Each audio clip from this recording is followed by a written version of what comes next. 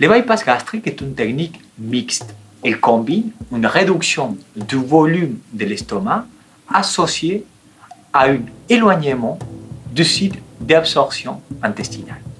En effet, il s'agit d'une part de réduire la quantité des aliments en réduisant la taille de l'estomac et d'une autre part à décaler l'endroit où ces aliments vont être absorbés. On réalise un court-circuit.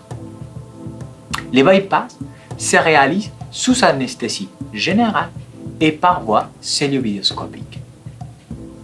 Après la réduction du volume de l'estomac, le petit intestin est prélevé et raccordé à l'aide des sutures sur le nouvel estomac.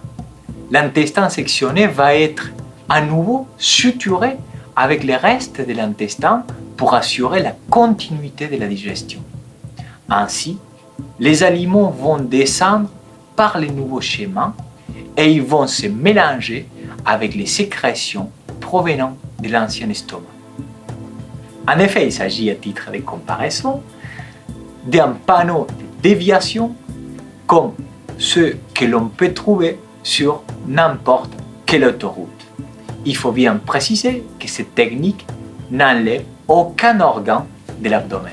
Elle permet une perte d'excès de poids de l'ordre de 70 à 75%, ce qui correspond à une perte de poids d'environ 35 à 40 kg pour une personne de taille moyenne d'1,70 m avec une IMC de 40.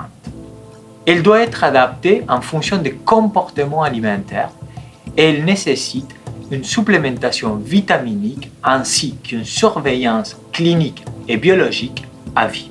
Les principaux risques des complications liées à cette intervention sont des complications chirurgicales telles que les ulcères, les fuites ou rétrécissement au niveau de la jonction entre l'estomac et l'intestin, les hémorragies, les occlusions et les carences nutritionnelles.